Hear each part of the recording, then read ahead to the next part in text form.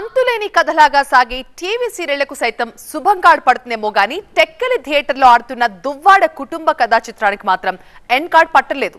పూటకో మలుపు రోజుకో ట్విస్ట్ అన్నట్లుగా ఈ కథ కొనసాగుతోంది. 21 రోజులుగా దువ్వాడ ఇంటి బయటే కుమార్తెలతో కలిసి నిరసన కొనసాగిస్తూనే ఉన్నారు వాణి. అటు ఎమ్మెల్సీ మాత్రం బయటికి వచ్చేదే లేదంటూ ఇంట్లోనే తిష్ట వేసుకుని మరీ కూర్చున్నారు.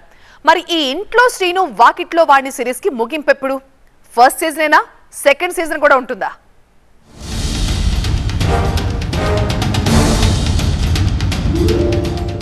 వైసీపీ ఎమ్మెల్సీ దువ్వాడ శ్రీనివాస్ కుటుంబ కథా చిత్రం అంతులేని కథలా సాగుతూనే ఉంది. మధ్యలో ఒకసారి వివాదం కాస్త స్లో అయినట్టు కనిపించినా మళ్లీ కొత్త ట్విస్ట్లతో స్టోరీల ఫ్లో పెరుగుతూనే ఉంది. అతడు ఆమె, ఇంతలో ఈమె అన్నట్టుగా మొదలైన ఈ కుటుంబ కథ ఆర్థిక వ్యవహారాలు, సెంటిమెంట్స్, లవ్ అండ్ రొమాన్స్, రాజకీయ వ్యవహారాలతో థ్రిల్లర్ సినిమాను తలపిస్తోంది. ఎవరి వాదన వారిదే, ఎవరి బెట్టు వారిదే, తగ్గేదేలే అన్నట్టు ఇటు భర్త దువ్వాడ శ్రీనివాస్, అటు భార్య వాణి ముందుకు వెళ్తున్నారు. తన భర్త దువ్వాడ శ్రీనివాస్ నివాసముంటున్న టెక్కలి అక్కవరంలోని కొత్త ఇంట్లోకి తన పిల్లలతో కలిసి వెళ్లి తిరుగుతానంటున్నారు వాణి. అంతవరకు ఎండైనా వానైనా ఆరోగ్యం సహకరించకపోయినా ఆ ఇంటి ప్రాంగణం నుంచి కదిలేదే లేదంటూ తన పెద్ద కుమార్తె హైందవితో కలిసి 21 రోజులుగా కార్ పార్కింగ్ షెడ్లోనే నిరసన కొనసాగిస్తున్నారు. అయితే ఈ భార్య భర్తల వివాదానికి నాంది గత ఏడాదే పడింది.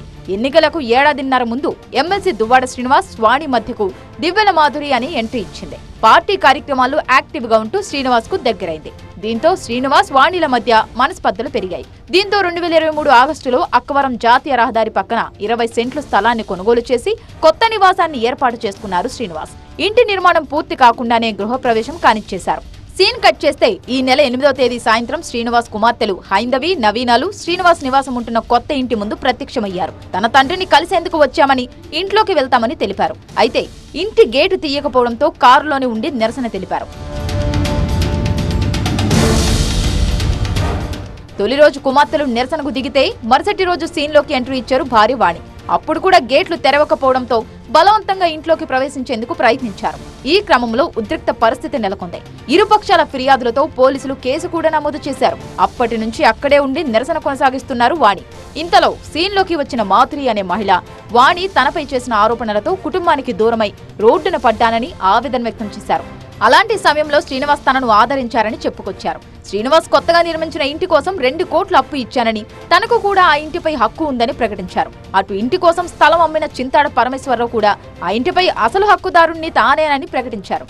దీంతో ఒక ఇల్లు 4 యజమానులుగా తయారైంది వివాదం. భార్యాభర్తల వివాదానికి ఫుల్ స్టాప్ పెట్టేందుకు బంధువులు ప్రయత్నించినా కూడా ఫలితం కనిపించలేదు. ఈలోగా వాణి తన భర్తపై గృహహింస చట్టం కింద టెక్కలి కోర్టులో కేసు పెట్టారు. అటు ఎమ్మెల్సీ శ్రీనివాస్ సైతం తన భార్య వాణికి విడాకుల నోటీస్ పంపించారు. మరోవైపు తన భార్య చేస్తున్న దౌర్జన్యాలపై పోలీసులు ఎలాంటి చర్య తీసుకోవడం లేదంటూ హైకోర్టులో పిటిషన్ కూడా వేశారు. మరోవైపు వివాదమంతా తన కొత్త ఇంటి చుట్టూ తిరగడంతో ఆ ఇంటిని పార్టీ కార్యాలయంగా మార్చారు దువ్వాడ శ్రీనివాస్.